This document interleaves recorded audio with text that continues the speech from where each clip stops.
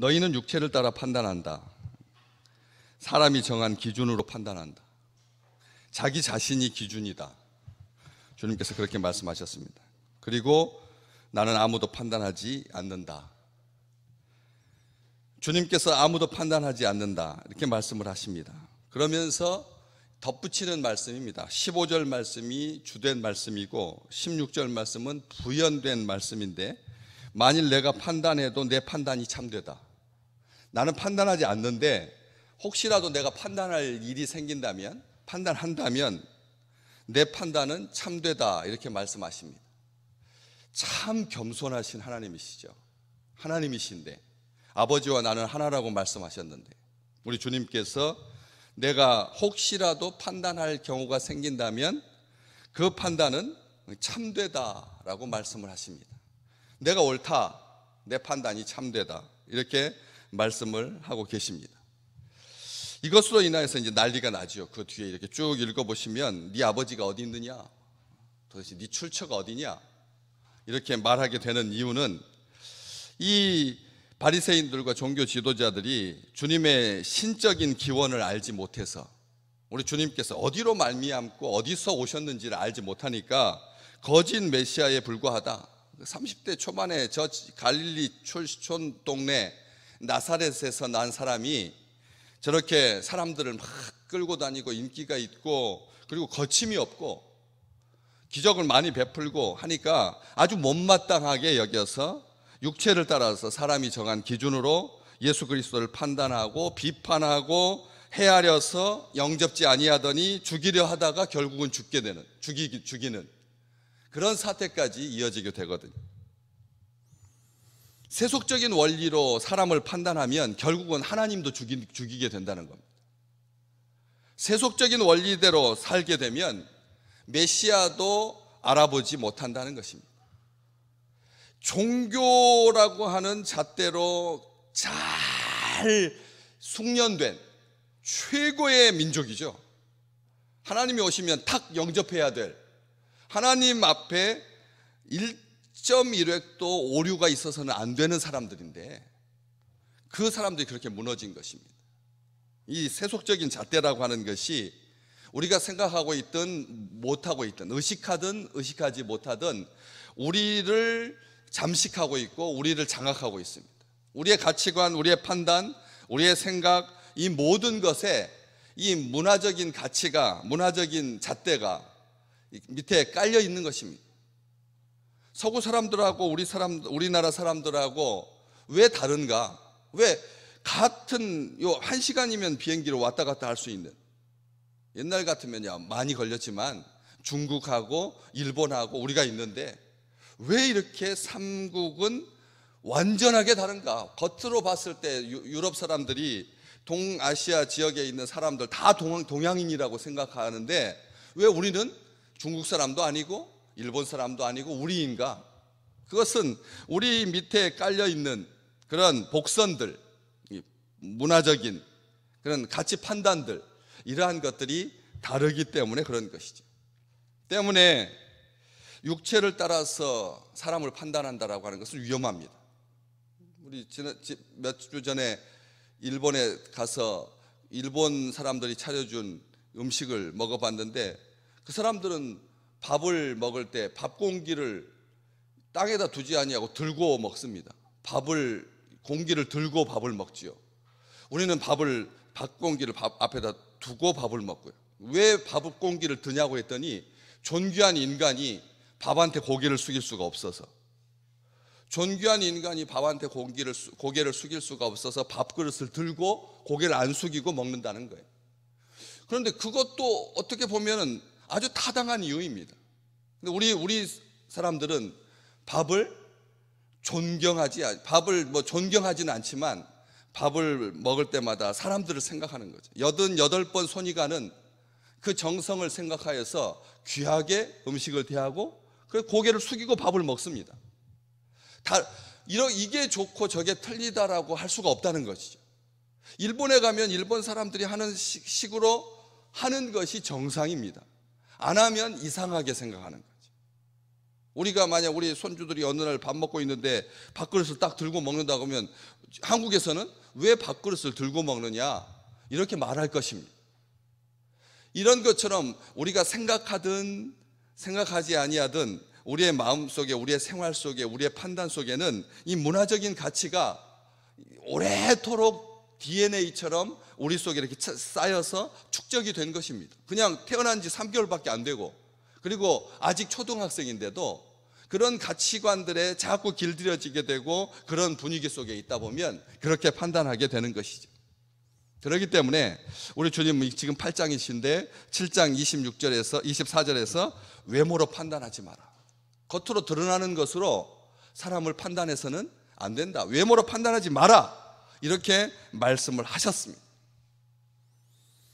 그러면서 내 판단이 참되다. 맞습니다. 우리 주님의 판단은 무조건 참됩니다. 주님께서 결정하시고 주님께서 행하신 모든 것은 다 참입니다. 거짓 하나도 없습니다. 하나도 없어. 우리 주님께서 행하신 모든 것, 주님께서 말씀하신 것은 거짓이 없습니다. 다 온전히 참입니다. 판단마저 참입니다. 판단해야 합니다. 왜? 나중에 이 장차 5장에서도 5장 27절과 45절에도 기록된 것처럼 마지막 때 아버지의 뜻에 따라서 내가 심판한다. 마지막 때는 우리 주님께서 마지막 아버지의 뜻에 따라서 판단하고 심판할 것이다 라고 말씀하셨습니다. 그렇기 때문에 우리 주님의 판단 있어야 합니다. 없다면 사람들은 하나님을 만홀히 여길 거니까, 하나님을 우습게 여길 거니까. 그래서 공개적인 장소에서 봐라, 과거에 갈멜산 정상에서 엘리야가 하나님께 기도해서 불 내린 것은, 그것은 사람들이 지어낸 쇼다. 너희 기독교인이 옳은지 기독교 아닌 내가 옳은지 한번 시험해보자. 사람들 다 모아놓고 하늘에서 내가 이렇게 하나님한테 맨날 삿대질하고 하나님 욕하고 했는데, 만약 너희 하나님이 살아계시다면 하늘에서 불을 내려 번개를 쳐갖고 나를 죽여야지 하면서 공개적으로 그렇게 시험했던 때가 있었습니다. 3시간 안에 하나님께서 나를 죽이면 하나님이 계신 거고, 내가 살아있으면 너희 하나님은 없다. 이렇게 3시간이 지났는데 6시간이 지났는데도 그 사람은 살았거든요. 그래서 기고만장하여서 너희들이 섬기는 하나님 살아있다면 봐라, 이게 절호의 기한이에요. 카메라가 앵글이 딱 바라보고 있고 역사가들이 기록하고 있고 사파 스케치하는 사람들이 이 그림을 그리려고 하고 있으니까 요때 딱 나를 죽이면 너희 하나님이 살았다라고 하는 증거가 강력할 텐데 못 죽이는 거 봐라. 없으니까 못 죽이는 거지. 이런 식으로 하나님을 조롱했던 역사가 있었어요. 그러면서 말했죠. 그렇게 하나님이 너를 죽이지 않으신 것이 하나님께서 살아계신 증거다. 너 같은 자를 하나님께서 번개를 내려가지고 공개적으로 죽이지 않으신 것이 하나님의 자비이고 하나님의 긍휼이고 하나님의 뜻이다. 역사 속에서 충분히 그런 일이 있었습니다.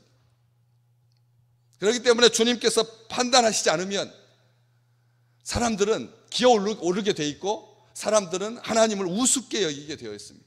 반드시 판단하시고 심판하셔야 합니다. 이게 맞습니다.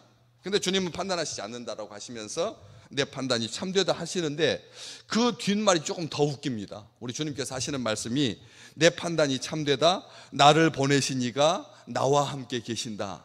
어떤 말은 성경이니까 우리 주님께서 하신 말씀이니까 아주 존중하면서 이 말씀을 대하지만, 약간 우리 사회에 비춰보면 꼬마아이가 내가 옳다라고 하는 것을 증거할 수 없으니까, 내가 옳다라고 하는 것을 다른 사람들이 믿어주지 않으니까 어디에다 대고 맹세하듯이, 하늘에다 대고 맹세하듯이, 자기가 옳다라고 하는 것을 사람들이 몰라주니까 그 하늘에다 대고 맹세하는 것처럼, 그리고 우리 아버지가 나와 함께 계시다, 아빠를 말하는 것처럼 어떻게 보면 굉장히 우스운, 어떻게 보면 유치해 보이는, 어떻게 보면 연약한 그런 모습인 것 같은데, 우리 주님께서 내 판단이 참되다 이렇게 해도 모든 주의 백성들 다 우리 주님께서 참되다라고 하는 것을 믿고 고백하는데, 왜 나를 보내신 이가 나와 함께 계시다라고 하는 이 말을 쓰셨을까를 생각해 보게 됩니다. 왜 나를 보내신 이가 나와 함께 계신다, 내 아버지가 나와 함께 계신다, 이게 하나님 임재의식으로 사시는 거고, 평생 요한복음은 꽉 차 있습니다. 모든 게 다 하나님 아버지께서 나와 함께 계신다.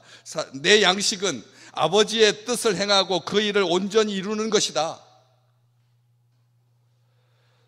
6장에서 아버지의 뜻을 행하려고 내가 왔다. 이 14장에도 오직 내가 아버지를 사랑하는 것과 아버지의 명령대로 행하는 것이 바로 이것이 내 뜻이고 하나님의 뜻이다. 세상으로 그것을 알게 하려고 한다라고 말씀을 하셨습니다. 또 14장에도 나는 아버지 안에 있다. 이렇게까지 말씀하셨습니다. 늘 말씀하실 때마다 하나님과 자기가 함께 있다라고 말씀하십니다. 떨어져 있다. 나는 단독으로 행한다 한 적이 없습니다. 내 판단도 내 가르침도 모두 다 하나님으로 말미암고 하나님과 함께하는 거다. 이렇게 말씀을 하셨습니다.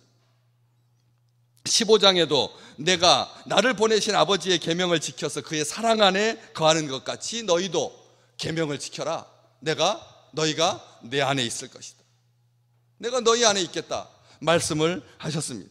16장에도 아버지와 나는 항상 함께 계신다. 이렇게 말씀을 하셨습니다. 하나님 나를 보내신 이가 나와 함께 계신다. 내가 항상 그가 기뻐하는 일을 행하기 때문에 하나님은 나를 혼자 두지 아니하신다. 나와 아버지는 하나다. 요한복음 10장 30절. 나와 아버지는 하나다라고 말씀하셨습니다. 어떤 것도 떼어놓을 수 없다. 영원히 하나다라고 말씀하십니다. 분리된 적이 없다. 이렇게 말씀을 하십니다. 우리는 이 주님의 임재의식, 하나님 앞에 사는 자의 삶, 나를 보내신 분이 누군지 알고 사명이 무엇인지를 알고 그리고 소명을 향하여서 한 번도 중단되지 아니하는, 사람들의 판단에 맡겨두지 아니하는 그 길로 반듯하게 가셨던 주님을 따르는 주의 제자들입니다. 주의 백성들입니다. 하나님과 항상 우리는 함께 했었습니다. 원래부터 하나님께서 우리를 지으신 목적이 우리와 함께 하시려고 지었습니다. 목적이 우리와 함께 하는 것입니다. 하나님과 우리는 떨어져 있을 수가 없습니다. 우리는 하나님과 하나였습니다. 죄 때문에, 죄로 말미암아서 분리되었죠. 룻다가 병들어서, 다비다가 병들어서 죽었습니다. 하나님하고는 상관없는 사람처럼 됐습니다. 여제자인데 병들어 죽었습니다. 선행과 구제하는 일이 심히 많았는데 그녀가 죽었습니다. 하나님께서 버렸다고 생각했습니다. 사람들은 그렇게 생각할 수 있죠. 그런데 우리 하나님께서 그녀를 살리셨습니다. 그렇게 해서 그 옆바에 있는 사람들이 이 사실을 다 알게 되었습니다. 그리고 많은 사람이 주를 믿게 되었습니다. 이게 하나님의 뜻인 것이죠. 무슨 일이 있더라도 우리를 결코 혼자 두지 아니하시는 그 하나님이 우리 주님의 아버지이시고 우리 하나님이시다는 것입니다. 우리 십자가 위에서 그렇게 죄로 말미암아 분리되었던 우리를 다시 하나 되게 하시고 우리 주님께서 완성하셨다라고 도장을 찍어주시고 보증으로 성령을 보내주셨습니다. 이것보다 더 확실한 것은 이 지구상에 아무것도 없습니다. 국민연금도 우리의 확증이 되지 못합니다. 이 나라와 이 시스템도 확증이 될 수 없습니다. 오직 우리 주님께서 우리를 위해서 아버지와 예수님께서 당신께서 하나 되신 것처럼 오늘 또 우리가 하나님과 하나라고 하는 것을 오늘 이 말씀을 통해서 다시 한번 우리에게, 나에게 들려주고 계시는 것입니다. 나눌 자 없습니다. 천사도 안 됩니다. 천사도 하나님과 우리를 나눌 수가 없습니다.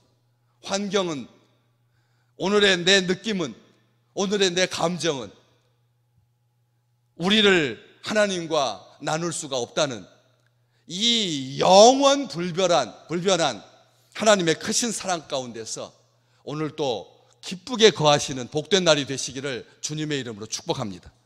하나님과 하나 된 자, 그래서 판단하는 것도 아버지께 묻고 판단하고 말하고 행하는 모든 것들도 발 한 걸음조차도 하나님께 기도하고 행함으로 말미암아 하나님을 영화롭게 하는, 하나님을 존귀하게 하는, 하나님께 영광을 돌리는 귀한 날이 되시기를 주님의 이름으로 축복합니다.